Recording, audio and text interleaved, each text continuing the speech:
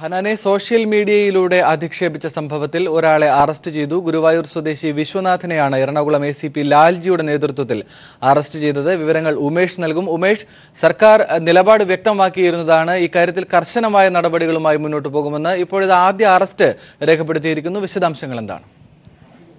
ആനന്ദ്, വിശ്വനാഥൻ ചെറായി എന്ന പേരിലുള്ള ഇയാളുടെ ഫേസ്ബുക്ക് അക്കൗണ്ട് വഴിയാണ് വിശ്വനാഥൻ ഹനാനെ അധിക്ഷേപിച്ചത്. ഹനാനെ അധിക്ഷേപിച്ചവരുടെ കൂട്ടത്തിൽ ഏറ്റവും അപകീർത്തികരമായ രീതിയിൽ അശ്ലീല പരാമർശം നടത്തിയത് വിശ്വനാഥനാണ് എന്ന് പോലീസ് കണ്ടെത്തിയിരുന്നു. ഇതേ തുടർന്ന് ഗുരുവായൂർ സ്വദേശിയായ ഇയാളെ പോലീസ് കസ്റ്റഡിയിലെടുക്കുകയായിരുന്നു. വിശ്വനാഥൻ ചെറായി എന്ന ഫേസ്ബുക്ക് അക്കൗണ്ട് തന്റെയാണെന്നും ഹനാനെതിരെ മോശമായ രീതിയിൽ എഴുതിയത് താനാണ് എന്നും ചോദ്യം ചെയ്യലിൽ വിശ്വനാഥൻ സമ്മതിച്ചു. ഇതേ തുടർന്നാണ് അറസ്റ്റ് രേഖപ്പെടുത്തിയത്. IT ആക്ട് ഉൾപ്പെടെയുള്ള വകുപ്പുകൾ ചുമത്തിയാണ് ഇയാൾക്കെതിരെ നടപടിയെടുത്തിരിക്കുന്നത്. ഹനാനെ അധിക്ഷേപിച്ച സംഭവത്തിൽ കഴിഞ്ഞ ദിവസം കസ്റ്റഡിയിലെടുത്ത നൂർദീൻ ഷെയ്ഖിനെ പോലീസ് ചോദ്യം ചെയ്ത് വിട്ടയച്ചിരുന്നു. പ്രാഥമിക ചോദ്യം ചെയ്യലിൽ ഇയാൾ തെറ്റുകാരനല്ല എന്ന് കണ്ടാണ് പോലീസ് വിട്ടയച്ചത്. എന്നാൽ ആവശ്യമെങ്കിൽ ഇയാളെ വീണ്ടും വിളിച്ചു വരുത്തും എന്നും പോലീസ് അറിയിച്ചിട്ടുണ്ട്. ഇതോടൊപ്പം തന്നെ ഈ ഹനാനെ അധിക്ഷേപിച്ച കൂടുതൽ പേർ നിരീക്ഷണത്തിലുണ്ട്. വ്യാജ പേരിൽ ഫേസ്ബുക്കിൽ അക്കൗണ്ട് രൂപീകരിച്ച് ഇതുവഴി ഹനാനെ ആരെങ്കിലും അധിക്ഷേപിച്ചിട്ടുണ്ടോ എന്ന് പോലീസ് അന്വേഷിക്കുന്നുണ്ട്. പഠനം മുമ്പോട്ട് കൊണ്ടുപോകാനും കുടുംബം പുലർത്താനുമായി കൊച്ചി തമ്മനത്ത് മീൻ വിൽപ്പന നടത്തിവന്ന ഹനാന്റെ ജീവിതം വാർത്തയായതിനു പിറകെ നിരവധി പേർ അപവാദ പ്രചരണവുമായി സോഷ്യൽ മീഡിയയിൽ രംഗത്തിറങ്ങിയിരുന്നു. ഇതേ തുടർന്ന് മുഖ്യമന്ത്രി പിണറായി വിജയൻ വിഷയത്തിൽ ഇടപെടുകയും കുറ്റക്കാർക്കെതിരെ കർശന നടപടിയെടുക്കണം എന്ന് പോലീസിന് നിർദ്ദേശം നൽകുകയും ചെയ്തിരുന്നു. ഇതേ തുടർന്നാണ് പോലീസ് നടപടി ഊർജിതമാക്കിയിരിക്കുന്നത്. ഏതായാലും കേസിലെ ആദ്യ അറസ്റ്റാണ് ഇപ്പോൾ ഉണ്ടായിരിക്കുന്നത്. വിശ്വനാഥനെ ഇന്ന് തന്നെ കോടതിയിൽ ഹാജരാക്കും എന്നാണ് പോലീസ് അറിയിച്ചിട്ടുള്ളത്. ഉമേഷ്, അതുപോലെ തന്നെ വിശ്വനാഥിനെ പോലീസ് കസ്റ്റഡിയിൽ എടുക്കുകയായിരുന്നു, അതോ വിളിച്ചു വരുത്തി ചോദ്യം ചെയ്തതിനു ശേഷം അറസ്റ്റ് രേഖപ്പെടുത്തുകയായിരുന്നു? നമുക്കറിയാൻ കഴിഞ്ഞത് ഇയാളെ വിളിച്ചു വരുത്തി ചോദ്യം ചെയ്യുകയായിരുന്നു എന്നുള്ളത് തന്നെയാണ്. പോലീസ് ഇയാളെ കസ്റ്റഡിയിലെടുത്തു. അതിനുശേഷം ഇക്കാര്യം ചോദിച്ചു. ഈ വിശ്വനാഥൻ ചെറായി എന്ന പേരിലുള്ള ഫേസ്ബുക്ക് അക്കൗണ്ട് തന്റെ ഇയാൾ സമ്മതിക്കുകയും അപകീർത്തികരമായ പരാമർശം നടത്തിയത് താനാണ് എന്നും ഇയാൾ സമ്മതിച്ചു. ഇതിന്റെ അടിസ്ഥാനത്തിലാണ് ഇയാളുടെ അറസ്റ്റ് പോലീസ് രേഖപ്പെടുത്തിയിരിക്കുന്നത്. IT ആക്ട് ഉൾപ്പെടെ ഇയാൾക്കെതിരെ ചുമത്തിയിട്ടുണ്ട്. ഇന്ന് തന്നെ ഇയാളെ കോടതിയിൽ ഹാജരാക്കും. ആനന്ദ്, ശരി, വ്യക്തമാണ്. KM ഉമേഷ് ആണ് വിവരങ്ങൾ നൽകിയത്. ഹനാനെ സോഷ്യൽ മീഡിയയോട് അപമാനിച്ച സംഭവത്തിൽ ആദ്യ അറസ്റ്റ് പോലീസ് രേഖപ്പെടുത്തിയിരിക്കുന്നു. വിശ്വനാഥനെയാണ് ഇപ്പോൾ പോലീസ് അറസ്റ്റ് ചെയ്തിരിക്കുന്നത്. ഇടുക്കി ഡാമിന്റെ വൃഷ്ടിപ്രദേശത്തും ഡാം തുറന്നാൽ ജലം ഒഴുകേണ്ട ഇടങ്ങളിലും ബ്ലൂ അലർട്ട് പ്രഖ്യാപിച്ചു. ജലനിരപ്പ് 2395 എത്തിയാൽ ഓറഞ്ച് അലർട്ട് പ്രഖ്യാപിക്കുമെന്നും റവന്യൂ അഡീഷണൽ ചീഫ് സെക്രട്ടറി വ്യക്തമാക്കി. വെള്ളം ഒഴുകിപ്പോകേണ്ട റിവർ ബെഡിൽ താമസിക്കുന്നവരുടെ പേരുവിവരങ്ങൾ നൽകാൻ വില്ലേജ് ഓഫീസർമാർക്ക് നിർദ്ദേശം നൽകി.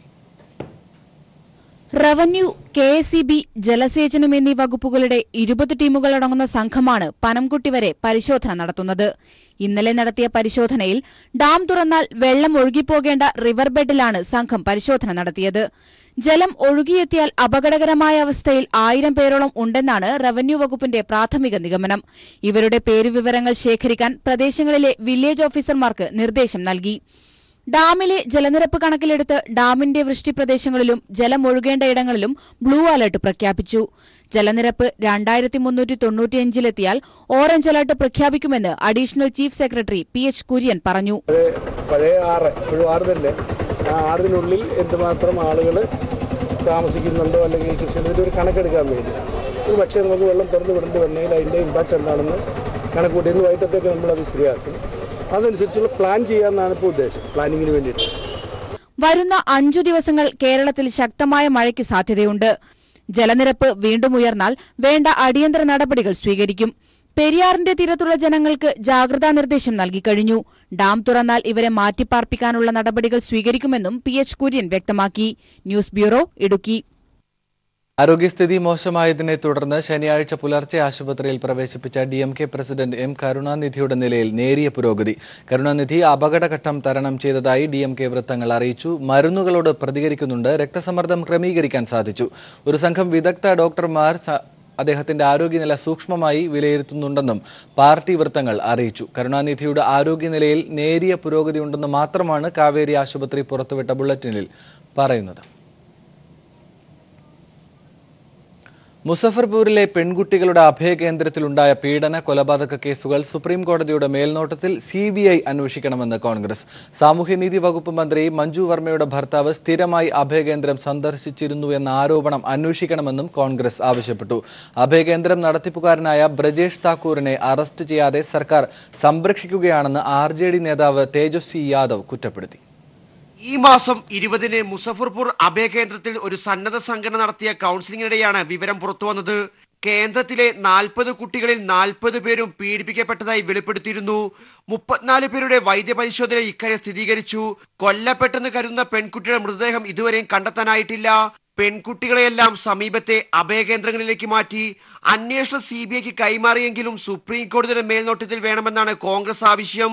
സാമൂഹ്യനീതി വകുപ്പ് മന്ത്രി മഞ്ജു വർമ്മയുടെ ഭർത്താവ് ചന്ദ്രശേഖർ വർമ്മ കേന്ദ്രത്തിലെ സ്ഥിരം സന്ദർശനായിരുന്നു എന്ന ആരോപണം അന്വേഷിക്കണമെന്നും കോൺഗ്രസ് കൂട്ടിച്ചേർത്തു.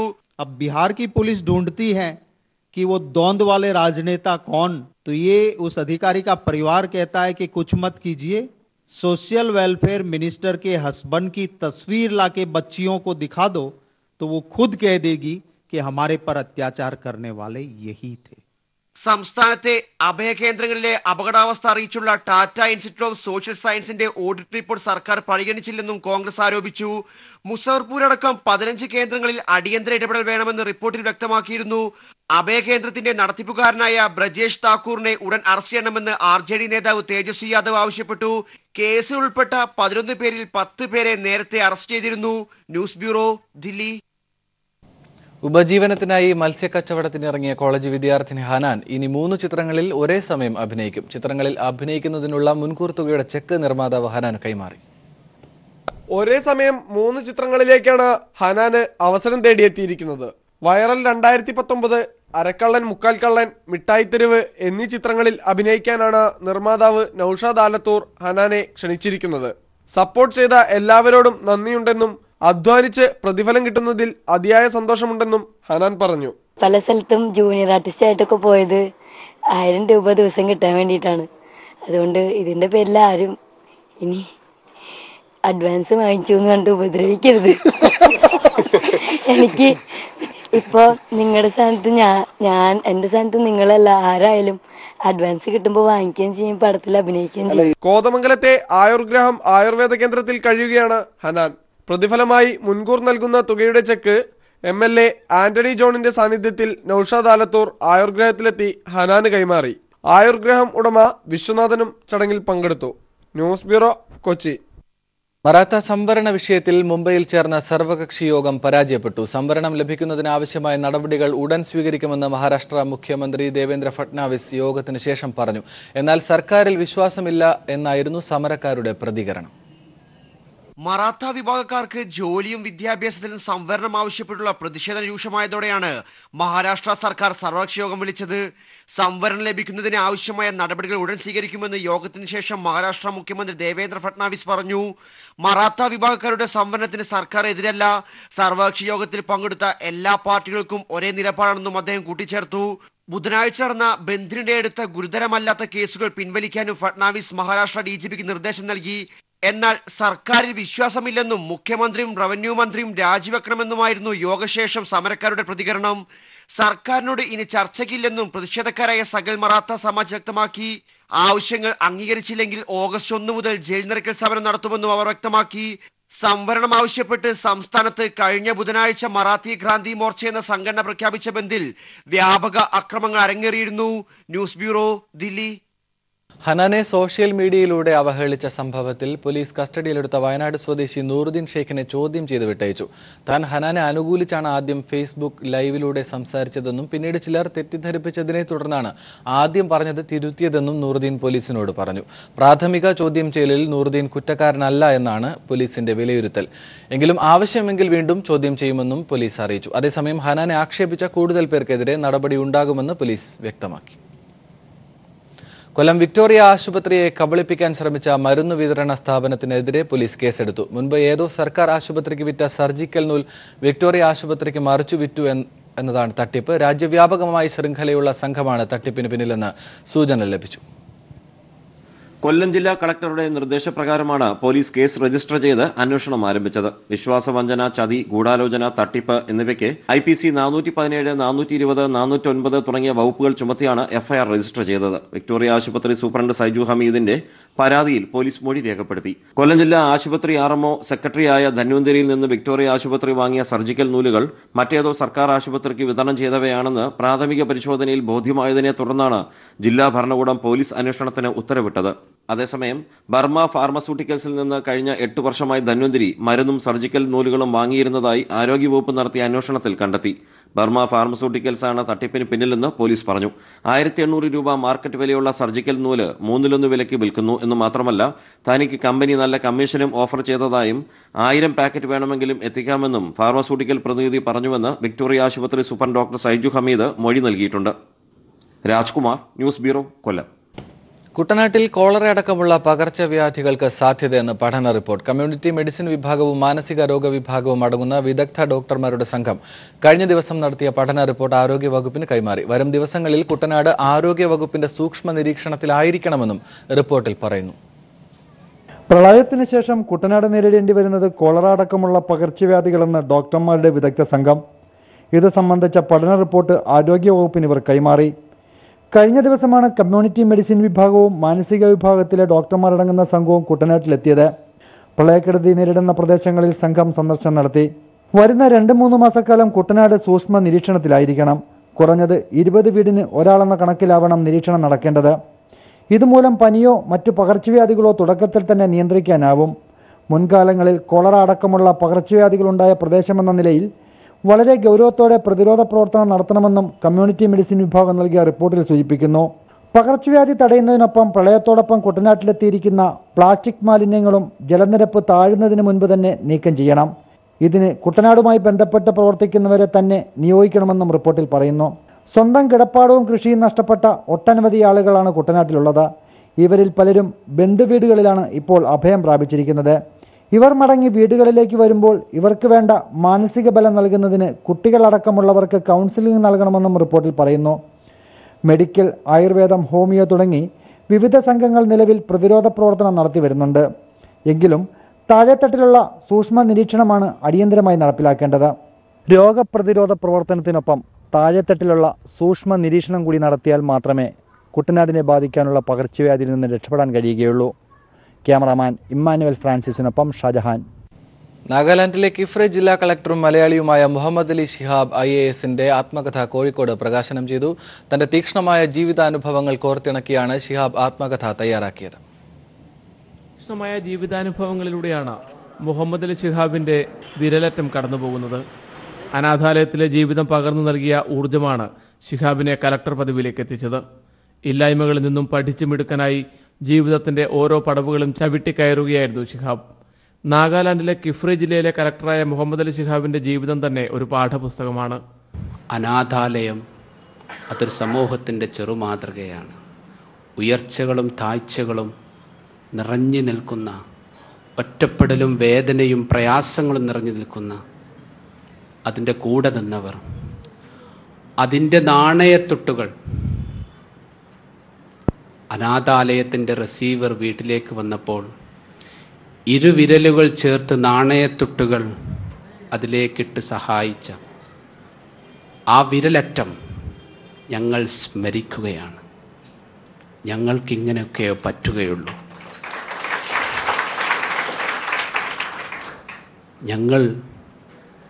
ഞങ്ങൾക്ക് ഞങ്ങളോട് ക്ഷമിക്കുക.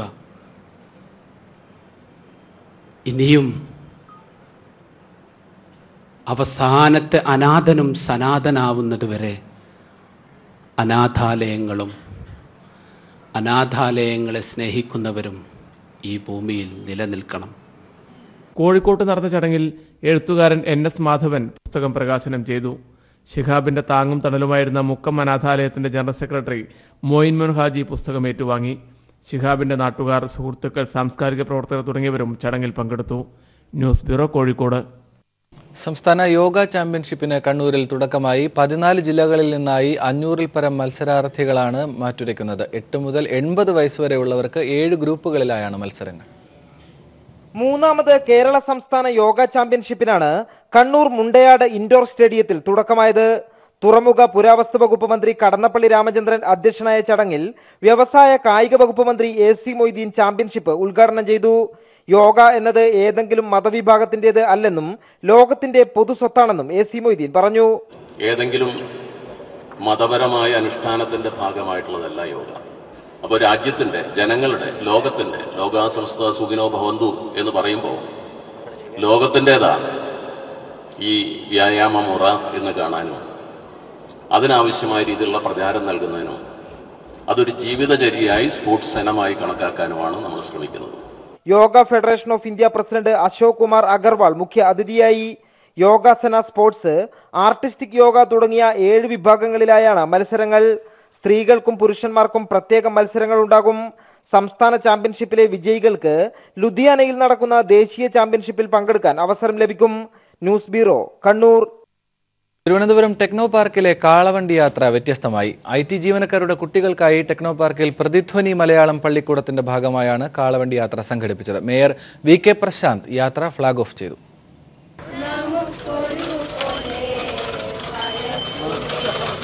ONVയുടെ കവിതകൾക്കൊപ്പം താളം പിടിച്ചാണ് കുട്ടിക്കൂട്ടം കാളവണ്ടിയിലെ ആദ്യ സവാരി നടത്തിയത്. മണ്ണിന്റെ മണമുള്ള കാലത്തിലേക്ക് കുട്ടികളെ കൂട്ടിക്കൊണ്ടുപോകുക എന്ന ഉദ്ദേശത്തോടെയാണ് ടെക്നോ പാർക്കിലെ ജീവനക്കാരുടെ കുട്ടികൾക്കായി കാളവണ്ടി യാത്ര സംഘടിപ്പിച്ചത്. ആദ്യമായി കാളവണ്ടിയിൽ കയറിയതിന്റെ സന്തോഷത്തിലായിരുന്നു കുട്ടികൾ ഓരോരുത്തരും. നന്നായിട്ടുണ്ടായിരുന്നു, ഒരു നാട്ടിൽ പോയതിന്റെ ഒരു എഫക്ട്. നല്ല രസമായിരുന്നു. ഈ കാളവണ്ടി കയറിയപ്പോഴത്തേക്ക് സാധാരണ നമ്മള് റോട്ടിൽ പോകുന്ന വെഹിക്കിൾസിനെ പോലെ അല്ലായിരുന്നു, ഇതിപ്പോ ഈ വേറൊരു ഫീലായിരുന്നു തോന്നിയത്. കാളവണ്ടി യാത്ര mayor VK Prashanth flag off ചെയ്തു. കവി മധുസൂദനൻ നായർ കാളവണ്ടിയെപ്പറ്റിയും അത് എങ്ങനെ ജനങ്ങളെ സേവിച്ചിരുന്നു എന്നതിനെപ്പറ്റിയും വിശദീകരിച്ചു. കാളവണ്ടിക്ക് കാർഷിക സംസ്കാരത്തിലുണ്ടായിരുന്ന പ്രാധാന്യത്തെക്കുറിച്ചും അദ്ദേഹം കുട്ടികളോട് സംവദിച്ചു. കാളവണ്ടി യാത്രയിലൂടെ ടെക്നോളജിയുടെ കടന്നുകയറ്റത്തെക്കുറിച്ചും കേരളീയ സംസ്കാരത്തിന്റെ നാൾവഴികളെക്കുറിച്ചും കുട്ടികളെ പരിചയപ്പെടുത്തുകയായിരുന്നു IT ജീവനക്കാരുടെ ക്ഷേമ സംഘടനയായ പ്രതിധ്വനിയുടെ ലക്ഷ്യം. ഇവര് മണ്ണിൽ ചവിട്ടി നടക്കുന്ന കുട്ടികളല്ല. അപ്പൊ നമ്മുടെ കേരളത്തിന്റെ സംസ്കാരത്തെ അവരിലേക്ക് എത്തിക്കുക, പഴയകാലത്തെ ഓർമ്മകൾ അവരിൽ ഉണ്ടാവുക, അടുത്ത ജനറേഷനിലേക്കും പകർന്നു കൊടുക്കേണ്ട അറിവുകൾ അവർക്കുണ്ടാവുക, നാട്ടറിവുകൾ തുടങ്ങിയവ അവരുടെ മനസ്സിൽ പെട്ടെന്ന് കടന്നു ചെല്ലാൻ വേണ്ടിയാണ് ഈ അനുഭവത്തിലൂടെയുള്ള പാഠം അവർക്ക് കൊടുക്കുന്നത്. എന്റെ ആകാശമാണ്, ഞാൻ കാണുന്ന നക്ഷത്രമാണ്. CPM സംസ്ഥാന സെക്രട്ടറി കോടിയേരി ബാലകൃഷ്ണൻ ഇപ്പോൾ മാധ്യമങ്ങളെ കാണുന്നു തത്സമയം.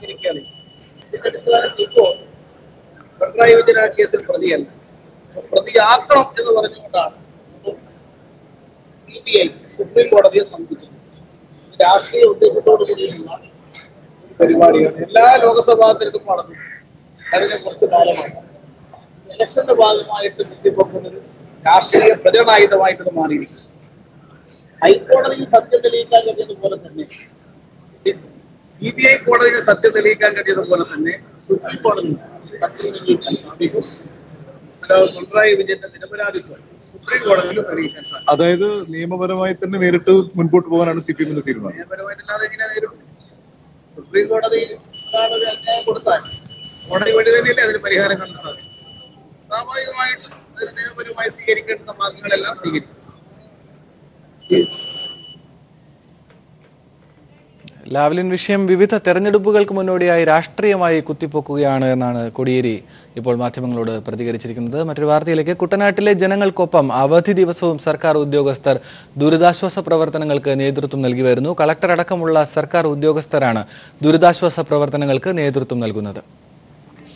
വിവിധ തെരഞ്ഞെടുപ്പുകൾ വരുമ്പോൾ ലാവ്ലിൻ വിഷയത്തെ രാഷ്ട്രീയ ആയുധമായി ഉപയോഗിക്കുന്നുവെന്ന് കോടിയേരി മാധ്യമങ്ങളോട് പ്രതികരിച്ചിരിക്കുന്നു. വിശദാംശങ്ങൾ PV കുട്ടൻ നൽകും. കുട്ടൻ, ഇപ്പോൾ കോടിയേരി സൂചിപ്പിച്ചിരിക്കുന്നത് തീർച്ചയായും ലോക്സഭാ തെരഞ്ഞെടുപ്പിനെ കൂടി മുന്നിൽ കണ്ടുകൊണ്ടാണ് CBI ഇത്തരമൊരു മുന്നേറ്റം നടത്തിയിരിക്കുന്നത്. ലാവ്ലിൻ കേസുമായി ബന്ധപ്പെട്ട് ഇപ്പോൾ ഇത് കുത്തിപ്പൊക്കാൻ വേണ്ടി ഒരു നിലപാടെടുത്തിരിക്കുന്നത്. ഇതിന്റെ വിശദാംശങ്ങൾ എന്താണ്? ആനന്ദ്, ലോക്സഭാ തെരഞ്ഞെടുപ്പ് ലക്ഷ്യം വെച്ച് BJPയും കോൺഗ്രസും രാഷ്ട്രീയ അജണ്ടയുടെ ഭാഗമായാണ് ലാവ്ലിൻ കേസ് വീണ്ടും കുത്തിപ്പൊക്കിയിരിക്കുന്നതെന്നാണ് CPM സംസ്ഥാന സെക്രട്ടറി കോടിയേരി ബാലകൃഷ്ണൻ പറഞ്ഞിരിക്കുന്നത്. നേരത്തെ വിജിലൻസ് കോടതിയും CBI കോടതിയും ഈ കേസ് പരിശോധിച്ച് കുറ്റപത്രം തന്നെ റദ്ദാക്കിയതാണ്. പിണറായി വിജയൻ കേസിനകത്ത് ഇപ്പോൾ പ്രതിയല്ല. അതിനുശേഷം ഹൈക്കോടതിയെ സമീപിച്ചെങ്കിലും ഹൈക്കോടതിയും CBI കോടതിയുടെ വിധിന്യായം അംഗീകരിക്കുകയാണ് ചെയ്തത്. പിണറായി പ്രതിയല്ല എന്ന രീതിയിലാണ് വിധി വന്നത്. എന്നാൽ ഇപ്പോൾ രാഷ്ട്രീയ ഉദ്ദേശം വെച്ചുകൊണ്ടാണ് ഇപ്പോൾ വീണ്ടും ഈ ലാവ്ലിൻ കേസുമായി ബന്ധപ്പെട്ട് CBI രംഗത്തെത്തിയിരിക്കുന്നത്. ഓരോ തെരഞ്ഞെടുപ്പ് വരുമ്പോഴും, പ്രത്യേകിച്ച് ലോക്സഭാ തെരഞ്ഞെടുപ്പുകൾ വരുമ്പോൾ ലാവ്ലിൻ കേസ് കുത്തിപ്പൊക്കുന്നതിന് വേണ്ടിയാണ് ഇപ്പോൾ ശ്രമം നടന്നുകൊണ്ടിരിക്കുന്നത്. ആ നീക്കം തന്നെയാണ് നടക്കുന്നത്. സുപ്രീം കോടതിയിലും സത്യം തെളിയുമെന്നും കോടിയേരി പറഞ്ഞു. ഈ കേസിനെ പാർട്ടി നിയമപരമായി നേരിടുമെന്നും കോടിയേരി അറിയിച്ചിട്ടുണ്ട്. ശരി, വ്യക്തമാണ്. PV കുട്ടനാണ് വിവരങ്ങൾ നൽകിയത്. ലാവ്ലിൻ കേസിനെ രാഷ്ട്രീയമായി കോൺഗ്രസും BJPയും ഉപയോഗിക്കുകയാണ് വിവിധ തെരഞ്ഞെടുപ്പുകളെ അഭിമുഖീകരിക്കുമ്പോൾ എന്നാണ് CPMന്റെ സംസ്ഥാന സെക്രട്ടറി കോടിയേരി ബാലകൃഷ്ണൻ പ്രതികരിച്ചിരിക്കുന്നത്. നികുഞ്ചം ഫ്ളാറ്റ് കമ്പനിക്കെതിരെ താമസക്കാരുടെ പ്രതിഷേധം. കഴക്കൂട്ടം നികുഞ്ചം ഐപാർക്ക് ഫ്ളാറ്റിലെ താമസക്കാരാണ് കമ്പനിക്കെതിരെ പ്രതിഷേധം സംഘടിപ്പിച്ചത്. ഫ്ളാറ്റിന് ഒക്യുപ്പൻസി സർട്ടിഫിക്കറ്റോ TC നമ്പറോ നൽകുന്നില്ലെന്നും ഫ്ളാറ്റുകളിൽ വേണ്ടത്ര സൗകര്യങ്ങൾ ഇല്ലെന്നും ആവശ്യപ്പെട്ടാണ് പ്രതിഷേധം. തങ്ങൾ താമസിക്കുന്ന ഫ്ളാറ്റിൽ വേണ്ടത്ര സൗകര്യങ്ങൾ കമ്പനി ചെയ്തു നൽകുന്നില്ലെന്നാവശ്യപ്പെട്ടാണ് കഴക്കൂട്ടം നികുഞ്ചം ഐപാർക്ക് ഫ്ളാറ്റിലെ ഉടമസ്ഥരായ ജനങ്ങൾ പ്രതിഷേധം സംഘടിപ്പിച്ചത്. 2015 മുതൽ ഫ്ളാറ്റിന് ഒക്യുപ്പൻസി സർട്ടിഫിക്കറ്റോ TC നമ്പരോ നൽകുന്നില്ലെന്നും ഇക്കാരണത്താൽ ഉടമകൾക്ക് തിരിച്ചറിയൽ കാർഡ്, പാസ്പോർട്ട്, റേഷൻ കാർഡ് എന്നിവ ലഭ്യമാകുന്നില്ലെന്നും പരാതിയുണ്ട്. കമ്പനി ഉടമകളോട് നിരവധി തവണ ഇക്കാര്യം പറഞ്ഞിട്ടും അവർ തിരിഞ്ഞു നോക്കുന്നില്ലെന്നും ഇവർ പറയുന്നു. ഇവിടെ കോർപ്പറേഷനിൽ നിന്നും മറ്റധികാര സ്ഥലങ്ങളിൽ നിന്നും ആവശ്യമുള്ള സാങ്ഷൻസ് എല്ലാം വാങ്ങിച്ച് ഇങ്ങനെ പണി തുടർന്നുകൊണ്ടിരിക്കുകയാണ്. 1,65,000 സ്ക്വയർ ഫീറ്റ് പണിയുമെന്ന് പറഞ്ഞിട്ട് അതവസാനം 2,65,000 സ്ക്വയർ ഫീറ്റ് പണിത് ഒരുപാട് വയലേഷൻസ് ഒക്കെ ഉണ്ടാക്കി. അങ്ങനെ വയലേഷനിൽ വന്നപ്പോൾ ഏകദേശം 14 ലക്ഷം രൂപയുടെ പെനാൽറ്റി ഞങ്ങൾക്ക് വന്നിട്ടുണ്ട്. ഇവർ വാങ്ങിയ ഫ്ളാറ്റിന് സൗകര്യങ്ങൾ ചെയ്തു നൽകാതെ നികുഞ്ചം ഗ്രൂപ്പ് മറ്റു പ്രോജക്ടുകളുമായി മുന്നോട്ട് പോകുന്നുവെന്നും ഇവർ ആരോപിക്കുന്നു. ഞങ്ങളെല്ലാവരും ഞങ്ങളുടെ ബിസി ലൈഫ്സ് മുടക്കി ഇദ്ദേഹത്തിൻ്റെ അടുത്ത് ഡിമാൻഡ് ചെയ്തുകൊണ്ട് ഇത്രയും 1.5 വർഷമായിട്ട് കെഞ്ചിയിട്ടും there is no respite to our troubles. തങ്ങളുടെ ആവശ്യങ്ങൾ കമ്പനി ചെയ്തു നൽകിയില്ലെങ്കിൽ ശക്തമായ സമര പരിപാടികളുമായി മുന്നോട്ട് പോകാനാണ് ഫ്ളാറ്റ് ഉടമസ്ഥരുടെ നീക്കം. News bureau, Thiruvananthapuram. കേരള ദിനേശ് ബീഡി തൊഴിലാളി കേന്ദ്ര സഹകരണ സംഘത്തിന്റെ പുതിയ സംരംഭമായ കഫേ ദിനേശ് പയ്യന്നൂരിൽ പ്രവർത്തനം ആരംഭിച്ചു. പയ്യന്നൂർ ബീഡി തൊഴിലാളി സഹകരണ സംഘത്തിന്റെ നേതൃത്വത്തിൽ കണ്ടൂത്ത് ദേശീയ പാതയോട് ചേർന്നാണ് കഫേ ദിനേശ് റെസ്റ്റോറന്റ് തുറന്നത്. വ്യവസായ കായിക വകുപ്പ് മന്ത്രി AC മൊയ്തീൻ ഉദ്ഘാടനം നിർവഹിച്ചു. കഫേ ദിനേശിനോടനുബന്ധമായി ദിനേശ് ഫുഡ്സ്, ദിനേശ് കുടകൾ, ഗാർമെന്റ്സ് തുടങ്ങി ദിനേശ് ഉൽപ്പന്നങ്ങളുടെ വിൽപ്പന കേന്ദ്രവും തുറന്നിട്ടുണ്ട്.